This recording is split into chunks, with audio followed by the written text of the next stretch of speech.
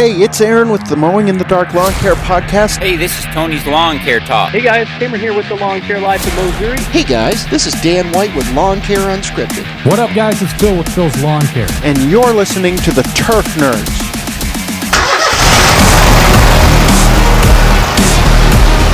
Can you still see me? Yeah. Okay, yeah, but I turned off the self view on my side because I don't like seeing my face. Guys, we were just coaching through how long we're going to take the show, keep it about 25, 30 minutes, because when Greg and I, when we get on that roll, Greg, we could go for hours. I think the first episode that you were on, when you got in the saddle of co-host, that was over an hour. That was a long episode, wasn't it? Yes, it was. We we hadn't talked to each other in a long time, apparently. I almost never talk to Greg. I don't know what he's doing, but hey, word on the street is you've been painting, haven't you? I have been, and it's taken too long. I've been, I had to mud some spots, and it just didn't take right. I'm not a good mudder, and it's not my gift. But I had to keep fighting with it, and finally got it to the point where I liked it enough that I could paint. So I just painted the ceiling in the living room today. Finally got that done in the hallway, and then I've got to go through and start working on some of the walls and stuff. It's going to be, I've got a living room, dining room, maybe the kitchen, and then part of the hallway. So we'll decide which way I'm going to go from there. You know, Greg, not to toot your own horn, but you are actually a pretty darn good painter. I think you don't realize you're better than what you think you are. Greg taught me how to paint. This is back, 3 years ago, Greg, you helped me paint my basement ceilings black, right? That was quite the ordeal, wasn't it? I mean, we finally figured out what we had to do. We had, let me see, you had bought a sprayer, and I think you got it for what, about $70 or something like that. It was a little under $100 on Amazon. But tell them, Greg, we learned. But it was getting plugged up on us, and so we had some issues with that. It didn't do too bad of a job. I found out that there is another sprayer for $100 more. I guess it's a really nice sprayer. And one of my clients one day when I was mowing, I saw he was doing some spray painting in his garage, and I was talking to him about it, and he told me where he'd gotten it, and it's really easy to clean, because I remember you had to take yours apart and figure out because it plugged up. That was a disaster, wasn't it? Yeah, and then but his, he said, was really easy to clean. It didn't have the long hose and all that stuff. So for a couple $100, what brand is it that you have? What was do you remember? that? I got to look it up here quickly. It was it was like $100, but what we realized, Greg, it was too slow. We should have rented one from the Home Depot, or I should have just bit the bullet and went with the better sprayer. But like the spraying part was fine, but then we were trying to spray the wall. Didn't we stop spraying for some reason? We were wanting to spray the walls too, but I think the white paint was just getting everywhere, wasn't it? Like we eventually just had to roll it. Yeah, it wasn't tight. So what it was doing was going back up on the part that we painted black. So, or we would have had to go back and cover all the black up after we had just, we had to tape off all the walls, and then we painted the ceiling, and then we would have had to go back through and paint the ceiling, or tape off the ceiling and cover that up, and then be able to paint the walls. But we just wound up having to roll the walls.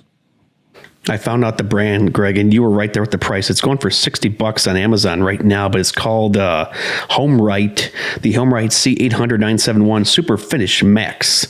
I think with that one job, we definitely took it through the ringer, because I haven't used that sprayer ever again. I don't think I ever will, but we did a great job painting that basement. It's good that you're staying busy between painting and dashing while we've gotten all sorts of weather. I've been out there with the buddies. I think the latest one we did was it was yesterday. Couldn't really go to church because it was a 12:30 to 4:30 salt event. But then the day before that, Greg, I was out 2 a.m. until about 8:15. That, oh my goodness, I'm not even old, Greg, but I complain. I cannot do these late, like early morning, late night salt shifts. Call me a baby. It just kills me. I think how I'd feel. I don't know how you can do that, but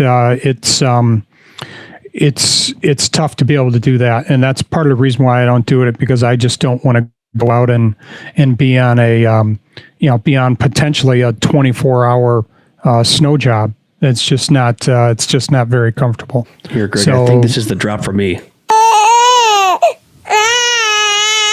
Oh goodness! I complain every time about going out. Rocky from Metro Lawn Care, who works on that, might be listening. I get the complaining off my chest, but hey, salt is good money. But I don't think I'm ever going to get into it myself, Greg. You're taking the much wiser approach this winter, and you know how to stay busy. No, I've been a little bit busy. I took a couple weeks off, basically just to relax between Christmas. About 2 weeks, about a week before Christmas, so roughly about the 15th, I think, when I helped you last, and then took off a couple of weeks, and then started slowly getting back into doing some things and doing a few things around the house, and then trying to do some dashing as well. So hopefully, you know. It's You know what's funny, funny isn't it? about that sound is like in the your other head. day I happened to be listening to the last show, and when I was dashing, and when you had put that in the sound, and I happened to be going on a pickup, and I heard that sound, and I thought another order came up. That's funny. Hey guys, if you don't know, the Greg Durbin. Hello, this is Greg. He's a platinum dasher now, Greg. Isn't that exciting? It's kind of good to have that status. Hey, it's actually not that. It's not that bad, because if you get platinum dash status, they give you DoorDash discounts. I got like $15 off an order because I was a platinum dasher, but you have to do 100 deliveries per month. Give that another month and a half, Greg, and I won't have that. I'll slowly go from like dashing, a couple hundred a week to nothing, because I'll be handcuffed to them more again, won't I? No, and granted, I just hit the platinum status, and then I haven't done it since. I haven't Isn't that dashed funny? since. Like Greg Yeah. bragged to me. I said, "Welcome to the club." He goes, "Platinum status," and then next thing you know, he's like, "Oh, I'm gonna go paint." I'm like, "Oh man," because I was supposed to. Tell your neighbor. Who is it? Dan, right? Is it Dan? Sorry, Dan. Dave. Dave. Yeah, I'm gonna send Greg gonna send Greg. This is weird. My camera just switched cards on me because I didn't realize. Wow. So I have this is a total tangent, guys. I have the Canon C100 Mark II, and the camera, this card got full, so it switched to the other card. That's amazing. Anyways, Dave, I'm going to send Greg with like 15 stickers the next time we meet up. But if anyone wants a sticker, email us, turfnerdspodcast@proton.me. Hey, Greg, spring is closer and closer and closer, and we got a buddy, Ezra McCarthy, right? And he's got some exciting deals coming down the pike, doesn't he?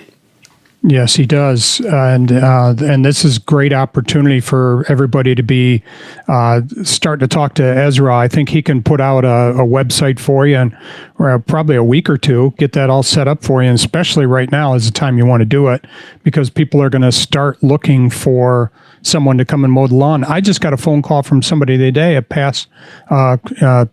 last week, I think Thursday or Friday. She called me, and a past client, and she was having her granddaughter mow her lawn after she called me up and said, "Hey, my granddaughter needs a little money. I'm going to have her mow my lawn." And then she called me back this last week and asked, "Would you be interested in cutting my lawn?" She's graduated and moving on. So people are going to start reaching out to find somebody to start mowing the lawn. So this is a great time. Ezra's going to get you set up, get you on that first page look, because nobody turns to the second page. And so he's going to help you do that. Yeah. It's pay-per-click. I can't even talk, Greg. Let me try that again. Take two. It's pay-per-click advertising, and it basically puts your business. This is no bull. This is like the 100% truth. We only speak truths on this show. And so he will put you at the top of the search results. Our podcast, I think it's number 3 on Google right now. It's because it's just right behind Apple and Spotify, but that's just a given because we've been posting longer on that. But Ezra got us way up to the top there, and he will help you stand out with keywords. And I'll say it again, I'm still beating that drum. Might do a website for my personal business, and maybe a blade sharpening business. But Greg, we've thought about a whole bunch of cool ideas that we can talk about during the the winter, and it can get pretty tough because we're not out mowing and we don't have, much experience there in the field because it's just me doing salt and then you're just, dashing and doing a whole bunch of random jobs. But wanted to kind of riff on, like a base riff on just all the mistakes that basically I've made and regrets from my lawn care business. But did you have something funny to read on the Nextdoor app first? I did. And is there an intro to it? There is. So we are starting a new segment. I didn't realize we're doing this now, but this is great. Guys, we're starting a new segment on the show, and we're going to run it. Here we go. And now it's time for Uncle Greg's Gregariousness. Hello, this is Greg. Really? So I was looking at the Nextdoor website, and somebody called up, or they wrote in, they complained about some service that they had at one of the local restaurants. And they were talking, and they said, regretfully, our experience was the polar opposite of what everybody else has been saying about this restaurant. Upon arrival, we waited 10 minutes to be seated for a number of tables that were open. And so they stood there and waited, only to find that the bartender said you can seat yourself wherever you want. There was no staff in sight. So we sat in the back between a large dining party and a table of children who appeared to be 6 to 8 years old and proved to be quite loud and unable to sit still. We were able to order fairly quickly, and however, it took 45 minutes for us to get the food.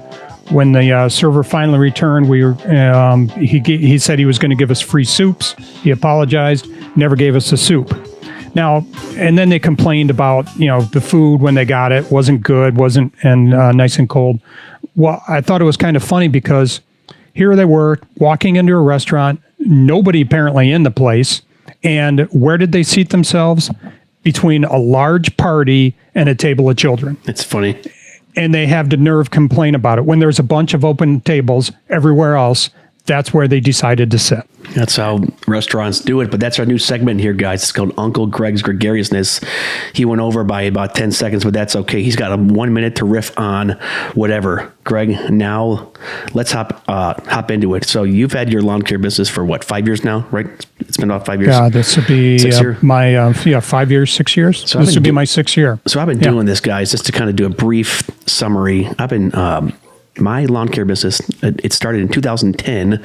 It was actually a joint venture with my buddy Eli. Still love you, Eli. I doubt you're listening, but we were in a CommTech computer class, and it was our senior year in high school back in 2010, and we were both trying to figure out how we can make some money during. That's my son crying right now. We were trying to figure out how to make some money. Rooster. Yeah, JD, he's almost 2. He'll be 2 here in 3 days, and so we were trying to figure out how to make some money during the summer because we were just about to graduate high school. So Eli and I decided to launch a lawn care business. I had the equipment. He had some of the more accounts than I did, and the rest was kind of history. But that was kind of a regret, but kind of a blessing though too. I'll kind of call it a mistake. Guys, you do not want to go into business with anyone. That's why I would highly recommend keeping it solo.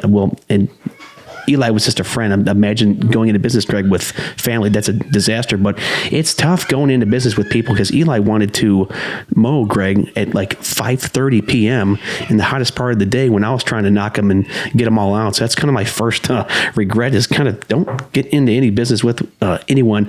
Maybe family. If Sean and Savannah do that, that's different. They probably don't fight. But if you're going to do it, Greg, you would probably attest too. Got to remain solo because guess what? You want to be able to call the shots, don't you?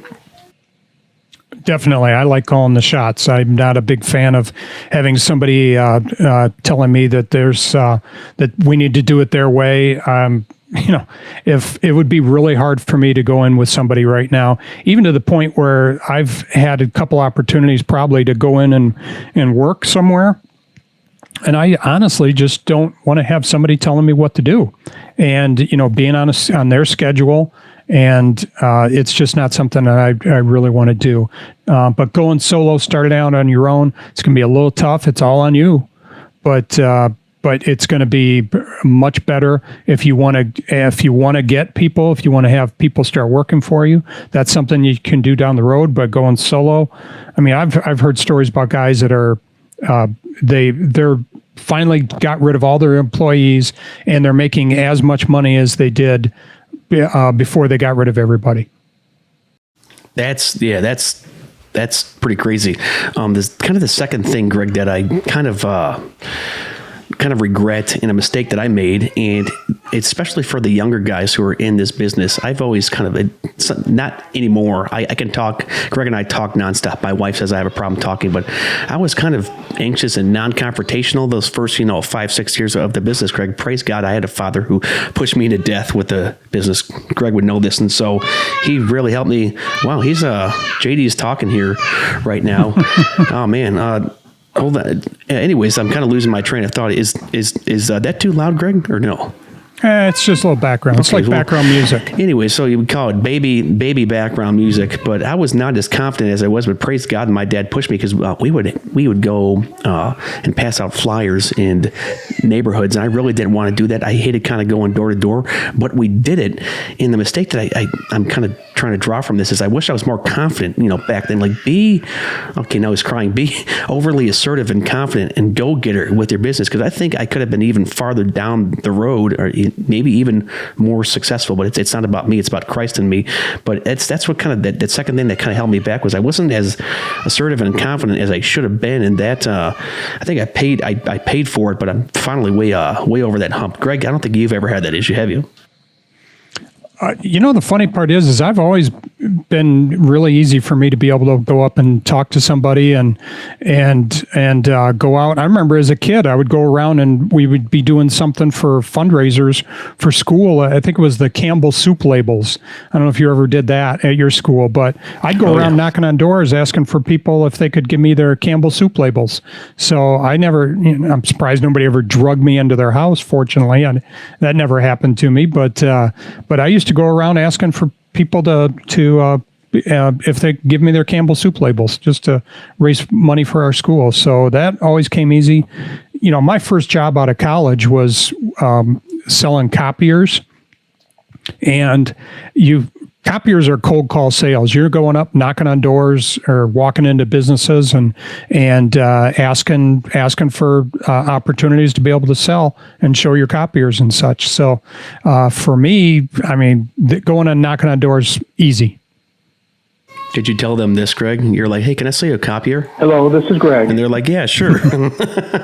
But you, Greg, what I've admired about Greg, guys, he's the go-getter in the sense if he doesn't care who it is, he will talk to anyone. It seems like, Greg, nothing ever fazed you. And that's what really kind of, I guess, purported and helped you get right into your lawn business. You'd agree with that, wouldn't you? I think it's helpful because I've called on everybody. I've called on CEOs of companies, COOs, CFOs. I used to call on doctors all the time. So I'm used to calling on all kinds of people, and it's not something that's difficult for me at all. And going up and talking to grandma and grandpa and a CEO, that's easy for me. It's just. Guys, just be comfortable doing it. You just got to get used to it. Pretend they're already your client, and that gets you halfway there. Hi, I'm Greg. I'm with Durbin Lawn Care. That's great. I just wanted to stop by and introduce myself to you, and that's just the easiest way to do it. Just feel confident in doing it. Don't worry about it because you're going to be talking to them as a client anyway. So pretend they're already your client. That's a good wisdom nugget. Greg, the other thing that was kind of a mistake and regret was the first, I would say, man, I've always been pretty OCD, but the first almost 8 or 9 years of my business, I didn't care as much as I should have. Like as I got older, I started to care more, guys. But my dad used to have to drive around because he kind of helped me. So the second year in business, so we fired Eli after that first year. My dad invested a little bit, but then I did everything else after that. That's just that's just my dad being a loving father, but he used to drive around, Greg, and watch us and how we would mow and if we would, do shoddy work. And oh man, back in the day, guys, I used to run over everything, plastic bottles and rocks. Sometimes I just hit stuff just to see it shoot out and fly out of the mower. Like you ever hit I'm sure you've hit a golf ball or a baseball, Greg. If you shoot one out of that mower, they go flying, don't they? You know what shoots far are squirrels. Oh yeah, I've mowed over some rabbits too, or a rabbit by accident. Oops. Oh no, those dead squirrels, you hit those and poop, those go shooting. So that happened to me one time. I thought it was kind of funny. Obviously, it was already dead, but it shot out, and it was kind of funny. golf balls, I've been pretty fortunate where I've hit a couple of golf balls, but they didn't go shooting far. So that was good for me. I got lucky on that because those things will do some damage. That was supposed to be a squirrel. Doesn't really sound like a squirrel.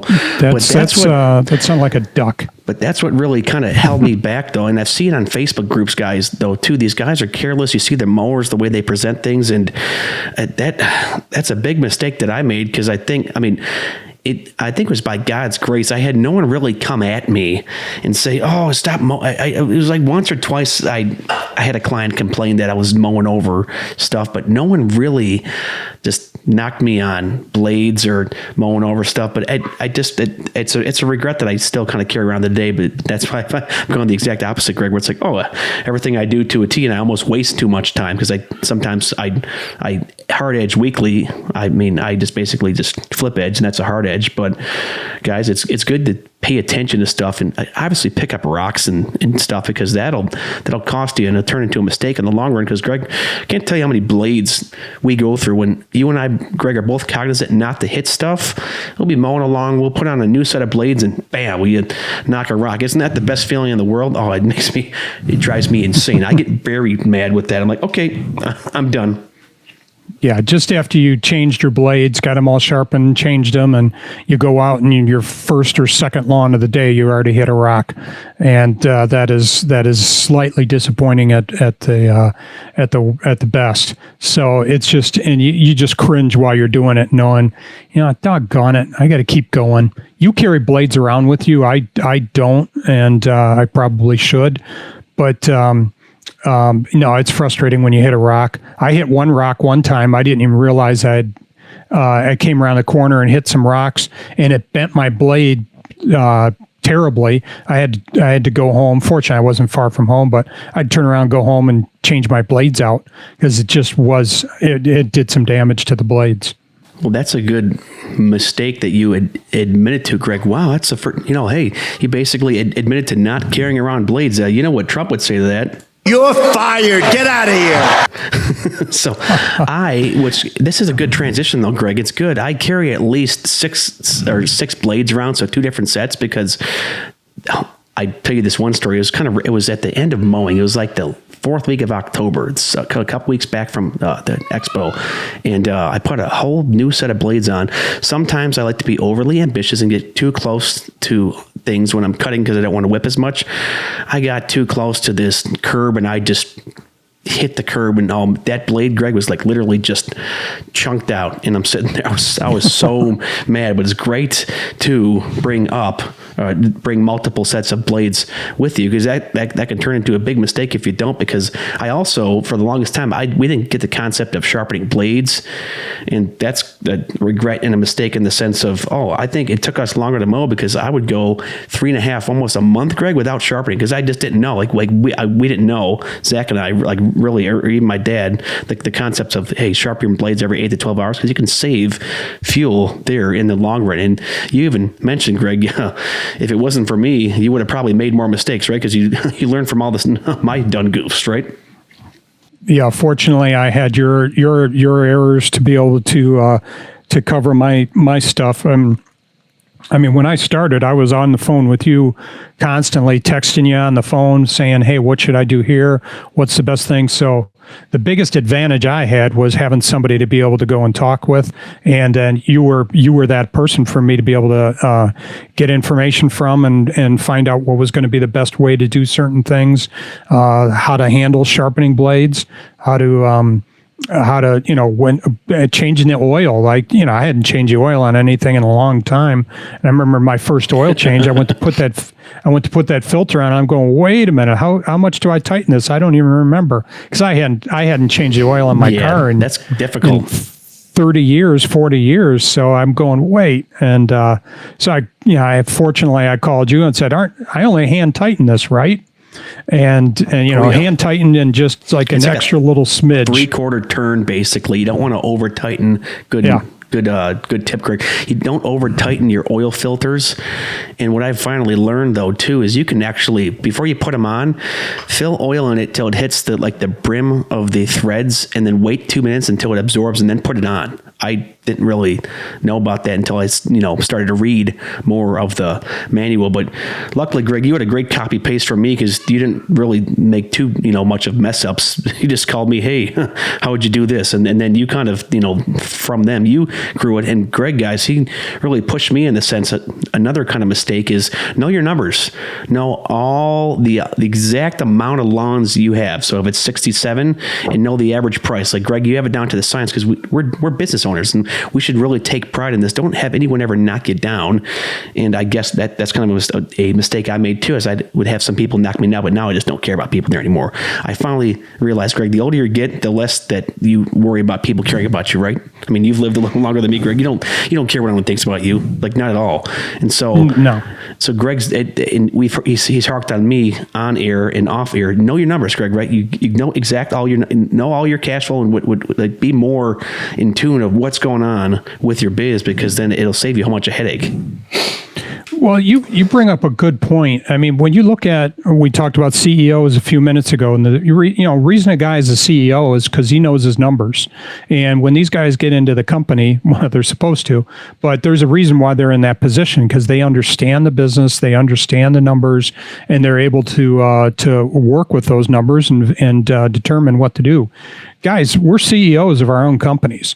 You can call yourself the president, you can call yourself the CEO, but one of the things about that is knowing your numbers, knowing the best thing about your business and how you're going to be able to develop your business to be able to grow it. That's important. You need to be able to do that. Remember, you're the CEO, and treat yourself like such.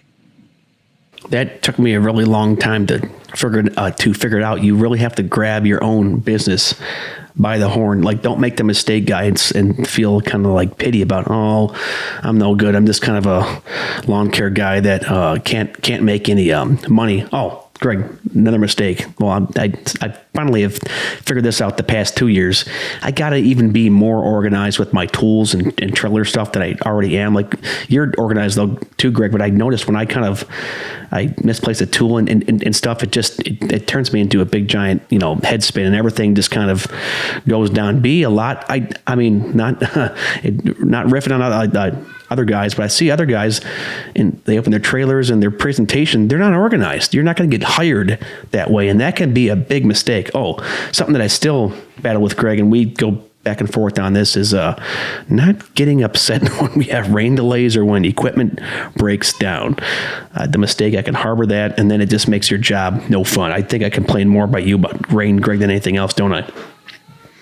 Yeah, rain's no fun. It gets frustrating because you get behind. One day is not that bad. When you get 2 or 3 days of rain, that's frustrating because it gets us behind. And then you got clients. And then, we'll have 3 days of rain and we got a client calling us up saying, when are you going to get to my lawn? I go, we just had 3 days of rain. And on top of it, even though it's 3 days of rain and it's not raining now, there's still 3 days of rain on the grass. So it makes it wet. What I've found is I just make it easy. I send an email out to all my clients and say, hey, you know what? It's wet. And I'm gonna get out there as soon as I can. I'm gonna have to go really slow. And I've even told people a couple times, look, I'm so far behind. I'm 3 days behind. I'm just cutting. And if it needs to have any trimming done, I'll do it. But I've got 50 other lawns I've got to cut because I'm 3 days behind. So I just tell them, hey, don't expect a lot of trimming this week. That's perfect, Greg. I think one more thing to kind of land the plane here. We're doing better there on the time. And so we both forget Greg and I could do like a 4-hour Rogan podcast with lawn care. But when you're relating to clients, don't have clients, we've all been there, don't have clients irritate you, because that can turn into a mistake, and in the sense of you can lose them. I've never had that happen, but there's been a couple. It's good to be direct and more clear and have that confidence. Don't have them beat you down, but between you and I, Greg, we've gotten mad, but we would never be the ones to actually get in their face and do that, because I think I've seen Google reviews of other businesses out there, and I think some of these lawn guys are a little bit rough around the edges, right? And they say things they shouldn't say, and that can be a big regret and mistake because they'll badmouth you on Google. You get poor ratings on there, and I turn this into a Google thing, but my ratings on Google are great, all except for one, because this guy accused me of, this was like 2 years ago. I think I've talked about this. He said that I like flipped him off and cussed him out while we were doing snow. And they said that like my guys did that. I don't even remove snow or do that. So someone must have got mixed up with me. I've tried to flag that review 500 times with Google, but bite your tongue in this business, guys. This will be a regret. I've learned. I've been married for 4 years, and you have to be patient with people. I have to even be more patient and gentle with my wife. Greg, I thought I was. Oh, I realized. Oh, Evan, sometimes it's best to hold the peace and shut up. And the less you can say is better, but still be direct with the clients.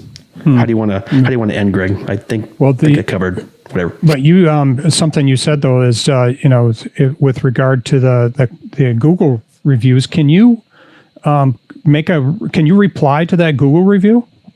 I did. I basically replied saying, you have us mixed up. I don't even have my own snow business, because I don't. I mean, I plow with my buddies, unless something happened over there with maybe, I don't know if Metro just said E&D. I don't know, but there is another E&D lawn care out in Howell. There is one like E&D Lawn Service, but if you look, it's basically just me. Maybe when I do a rebrand, and maybe when JD, my son, takes over the business one day, just call it Lindman Lawn Care or JD's Lawn Care, something like that. But that still grinded my gears, which that's some righteous anger to have that one poor review. I only have like 18 reviews, but that one poor one, it's I think I'm at a 4.8 or 9 star. That bothers me. So it's good to be prideful though in the business. Yeah, I was looking at my DoorDash and reviews, and somebody gave me a 1 on. I don't even know why. I think they said I was late. I go, well. I said, I can't help it if the restaurant is taking too long to get the order out. So I do go if I am in the restaurant and it's taking too long. I am jumping on there from now on, though, and saying the order's not ready or they didn't start it till I got there, whatever it was. But I am putting that on there just to make sure that people understand that. So biggest probably mistake that I think I've made is probably pricing. I was pricing myself just to get the business. And then now when I'm trying to raise my prices up, it's a little bit, I almost feel a little bit guilty, but, I got to raise my prices. I'm not, some of those people, I started out cheap and I'm trying to get my prices up to where they should be. And that's important for us to be able to do that. But, like I said, when I started out, I just wanted to get the business and be able to start covering some bills and paying some bills. So, there's good and bad to getting the job, but sometimes when you're underpricing yourself, those people are the ones that are the hardest to work with. So they're expecting a whole lot more than what they should be getting for the price that they're paying. You made a fair point, Greg. I didn't even talk about that. I should have talked about this earlier. I messed that up too. I didn't really start getting pricing right. Oh yeah, big regret. I kind of undercharged. Okay, here's the problem. Okay, I'll tie this up quickly. When you have issues, as we all growing up, not anymore, but recently it's 5 years ago, you have that self-confidence issue and you're insecure and you're afraid that you're not going to get business. You kind of underbid it and you want to just get the money in. And I'd say my prices have finally been fixed in the last 3 years. I finally fixed them, but don't just underbid yourself just to get the business, because that'll be a mistake. Because then it'll take you, Greg, right, all this time to catch up to get the customer back up to the appropriate price, because then they'll complain, be like, you've raised me 30% in the past 3 years. Okay, yes, so. And then I told them point blank, and I said, you were getting the deal of the century, and then they shut right up. So take what Greg said.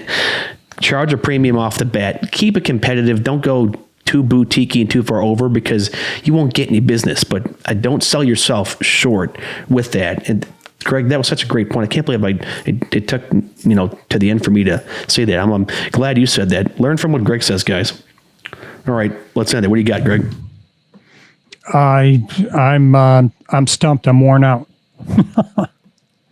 So no, I think we covered a lot. I think it's really beneficial for us to continue to talk with folks about what's best for for their business. And, that's what we're here for, is trying to help, especially the new guys coming in.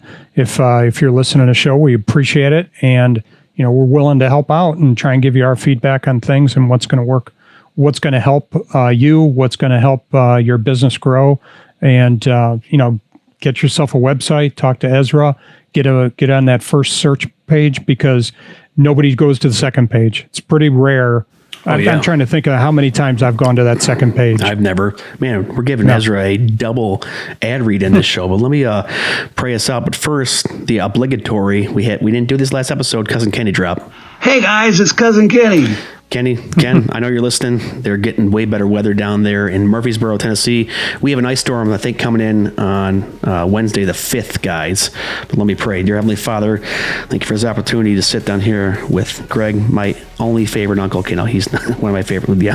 And so we just pray right now, Lord, that these words that we've spoken will not fall on deaf ears, and they'll kind of learn and garner information from what we said, and that pray and ask that they would be able to apply this to their businesses, Lord. And I pray they would keep you at the center of their business, because it's the only thing that's going to work. And yes, there will be success, Lord, but then there also comes trial and tragedy, Lord. And we pray that we can just give that all to you. We appreciate you guys. We'll see you on the next show. In Jesus' name, amen.